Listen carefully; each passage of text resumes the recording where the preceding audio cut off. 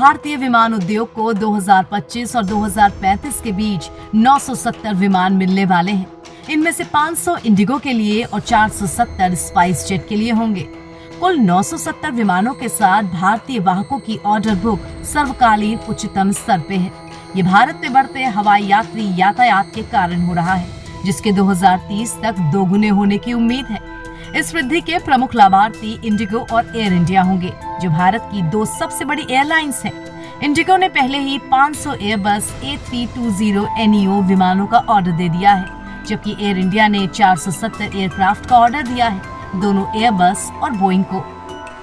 भारत में हवाई यात्रियों की संख्या मौजूदा 1.4 बिलियन से बढ़कर 2030 तक दोगुने होने की उम्मीद है। ये वृद्धि बढ़ती आय, बढ़ते शहरीकरण और बढ़ते पर्यटन जैसे कारकों से प्रेरित हो रही है। कम लागत वाले वाहन हाल के वर्षों में भारतीय विमानन उद्योग में विकास के प्रमुख चालक रहे हैं। ये वाहक आबादी के एक बड़े हिस्से को किफायती हवाई यात्रा प्रदान करते हैं। यहाँ कुछ चुनौतियां हैं जिनका भारतीय विमान उद्योग सामना कर रहा है।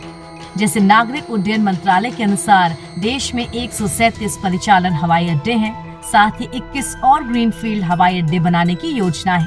क्या हमारे हवाई अड्डे 970 नए विमानों को समायोजित करने में सक्षम होंगे? ये बड़ा सवाल है।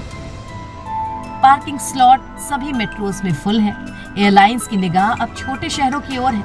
किसी भी क्राफ्ट के ऑर्डर के लिए पार्किंग स्लॉट की NOC अहम होती है।